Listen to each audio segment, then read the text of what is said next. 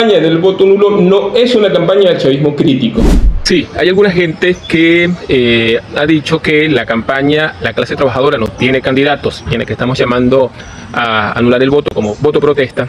Es una campaña de sectores de izquierda chavistas, del chavismo crítico, ¿no? Que siempre apoyaron a Chávez, incluso a Maduro, hasta hace algunos años, y que hoy están tomando esta actitud. Bueno, eso no es cierto. Y es importante porque en discusiones, en las redes sociales nos han planteado, esta posición no es, porque lo que estamos aquí decimos es que el candidato Maduro no representa el legado de Chávez y entonces por eso, no es esa la lógica.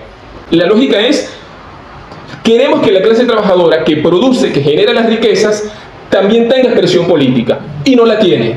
No la tiene, y varios de esta campaña decimos, tampoco la tuvo con Chávez. Por ejemplo, para las elecciones presidenciales de 2006, estamos hablando de hace casi 20 años ya, nuestra corriente dio una pelea política para que algunos sectores de la izquierda que se reivindicaba anticapitalista y tenía cierta influencia en algunos sectores de la clase trabajadora, levantara una candidatura presidencial propia, como clase trabajadora y con un programa verdaderamente anticapitalista. Eso no fue posible en ese entonces. Los sectores que tenían esa posibilidad no estuvieron de acuerdo, se fueron tras del apoyo a la candidatura presidencial de Chávez. Por tanto, nosotros no llamamos a votar por Chávez, tampoco por supuesto por la oposición proimperialista, en la que ya militaban, por cierto, obviamente Edmundo y María Corina, sino que como un acto de independencia política de la clase trabajadora, llamamos a no darle apoyo político a ninguna de esas candidaturas, que eran diferentes maneras de gestionar el capitalismo venezolano, de gestionar esta sociedad de explotación, y llamamos a votar nulo o abstenerse. Por eso incluso algunos de los que estamos aquí también llamábamos a votar nulo